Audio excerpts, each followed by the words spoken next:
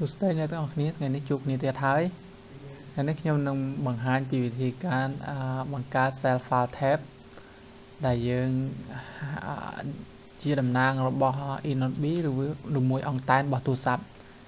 នេះគឺជា file ដែលយើងត្រូវបង្កើតនៅក្នុង map info ហើយយកមកបើកនៅលើ Google Earth 3ហ្នឹងគឺជាអង្គតាណាហើយមួយវិញទៀតអាហ្នឹងគឺរូបបែបនេះគឺជាអង្គតែនរបស់ទូរស័ព្ទហើយនេះគឺ cell 3ប៉ុន្តែភាគច្រើននៅខ្មែរយើងមានតែ3ហ្នឹងទេអូខេអញ្ចឹងយើងចាប់ផ្ដើមធ្វើទាំងអស់គ្នាអ្វីដែលយើងត្រូវការចាំបាច់ហ្នឹងគឺ map info មួយនេះយើងបើកវាមកហើយយើងត្រូវការ data មួយចំនួន data ហ្នឹងខាងគម្រោង provider ជាអ្នកផ្ដល់ឲ្យអូខេយើងមកមើលនេះគឺជា data កាយហើយនេះគឺជា data របស់យើង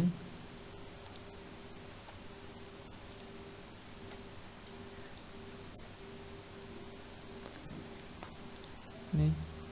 អញ្ចឹងយើងបើក data ហ្នឹង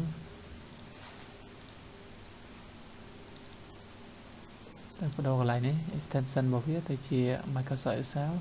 ហើយយើងយក data របស់យើងមក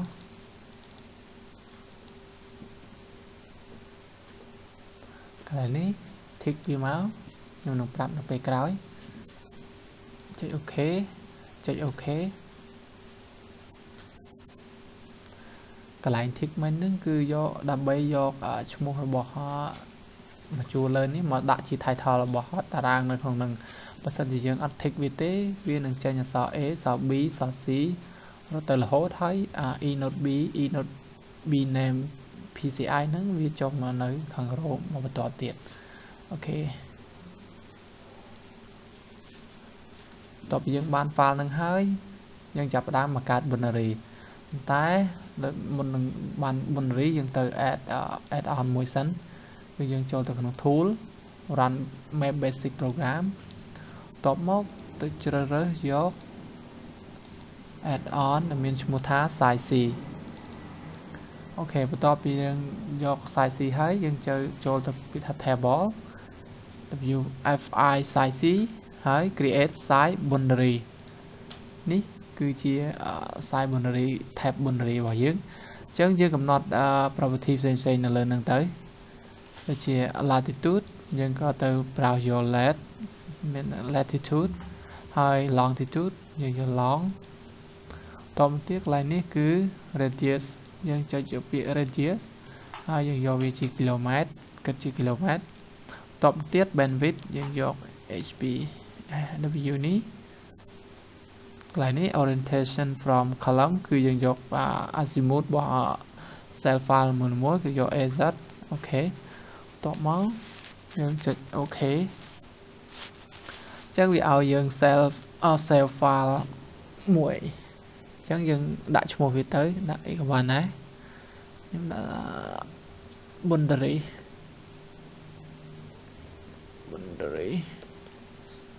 size អូខេ save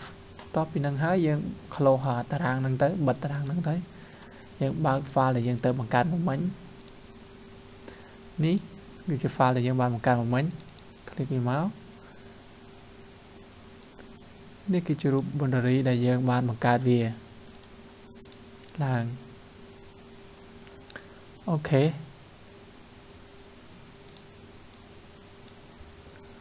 តែវាអត់ទាន់សម្បូរវាអត់ទាន់ពេញលក្ខណៈឡើយទេយើងមើលនៅក្នុង Google Earth យើងត្រូវការពណ៌វាហើយនឹងទិន្នន័យមួយចំនួនដែល cell មួយហ្នឹងមានអូខេអញ្ចឹងបន្តមកទៀតយើងចាប់ផ្ដើមដាក់ពណ៌វាដើម្បីសម្គាល់ size cell នីមួយៗអូខេយើងចូលទៅពាក្យថា map create thematic map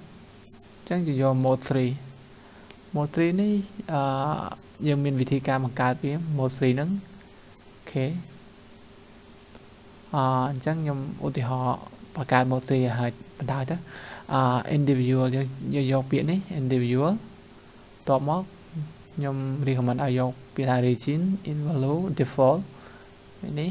តមកកត់ចុច next កន្លែងនេះគឺ size របស់យើងដែលយើងបានបង្កើតមិញហ្នឹងហើយកន្លែងនេះគឺ filter យក mode 3 mode 3 ហ្នឹងគឺ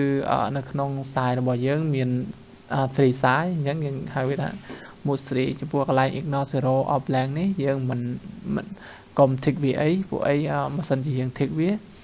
cell របស់យើងគឺចាប់ផ្ដើមពី index 0 បើសិនជាយើងtick វាទៅindex 0 ហ្នឹងបាត់អញ្ចឹងវាមានតែ2អូខេចុច next តមកទៀតនេះយើងឃើញហើយ0 1 2ហើយបន្តមកទៀតបើសិនជាយើងចង់កំណត់ពណ៌នីមួយៗនេះយើងអាចចូលមកក្នុង style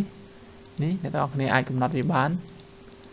ចុចនេះទៅហើយជ្រើសរើសពណ៌របស់វាអូខេខ្ញុំអត់បដូរទេខ្ញុំទុកវាពណ៌អញ្ចឹងអូខេមួយវិញទៀតអ្នកទាំងអស់គ្នាអាចចុចថា save as ហើយ save ឈ្មោះនៅក្នុង template នេះដើម្បីនៅពេលដែលយើងបង្កើតពេលក្រោយហ្នឹងមិនចាំបាច់ចូលមកបង្កើតវាម្ដងទៀតអូខេឧទាហរណ៍ថាខ្ញុំsave ថា m3 មានន័យថា mode 3 ប៉ុន្តែខ្ញុំអត់សេ mode 3ព្រោះអីខ្ញុំបានបង្កើតវាមួយរួចហើយអញ្ចឹងខ្ញុំដាក់ថា m3 អូខេយើងចុចអូខេតទៅទៀតខ្ញុំចុចអូខេអូខេអ្នកទាំងអស់គ្នាយើងបានពណ៌ហើយនៅលើcell file របស់យើងនេះគឺឈ្មោះរបស់វានេះឈ្មោះវាអូខេទៅ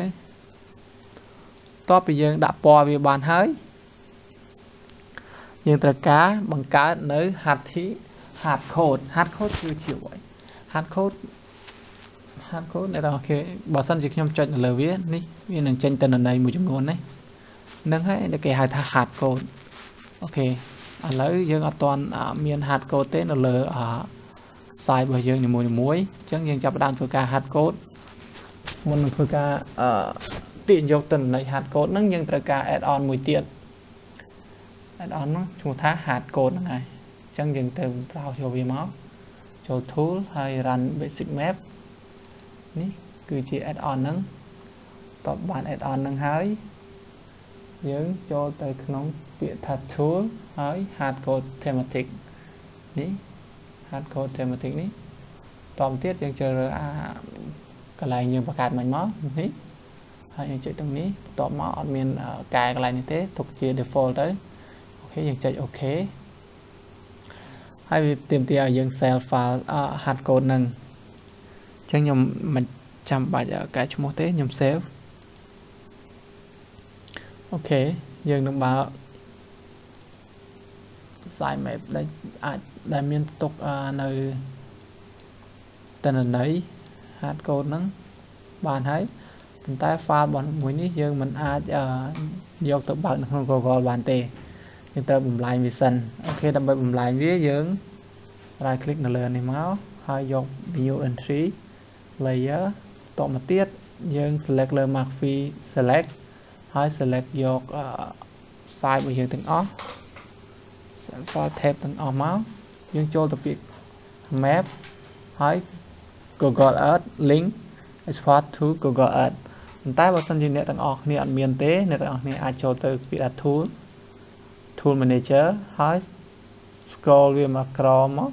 រកពាក្យថា Google Earth connect utility អញ្ចឹងយើង tick វាទាំងពីរទៅអូខេខ្ញុំ tick រួចហើយខ្ញុំមិនបាច់ធ្វើទេអញ្ចឹងខ្ញុំនឹងចាប់ផ្ដើម convert វាទៅជា file ដែលអាចបើកបាននៅក្នុង Google Earth អូខេវានឹងសួរថាយើងត្រូវការ export ជាលក្ខណៈរូបភាពឬមួយជាលក្ខណៈ KML ដែលជា file បើកនៅក្នុងGoogle Earth អញ្ចឹងយើងជ្រើសរើសយក export ទៅជា file KML file ដែលអាចបើកនៅក្នុង Google Earth បានអូខេយើងចុចអូខេតមកទៀតកន្លែង output path នេះគឺយើងទៅ save វាកន្លែងណាហើយកន្លែងនេះយើងដាក់ឈ្មោះវាប៉ុណ្ណឹងអូខេខ្ញុំ save នៅកន្លែង tutorial ចុចអូខេអានេះខ្ញុំអត់កែឈ្មោះវាទេទុកអញ្ចឹងទៅអ្នកទាំងអស់គ្នាអាចកែបានអូខេខ្ញុំចុចអូខេអញ្ចឹងវាចាប់ផ្ដើម convert អូខេបានហើយវានឹងបើកនៅ Google ដោយអត្តនោម័តអញ្ចឹងខ្ញុំចង់បិទវាសិនកន្លែងនេះខ្ញុំអាចបិទវាសិន ok bật vía top mà tiết nhóm cho tầm mười làក្នុងfolder របស់ខ្ញុំ នេះគឺជា file ដែលយើងបានបង្កើតដូចជាការស្រេចអូខេអញ្ចឹងយើងបើកវាមើល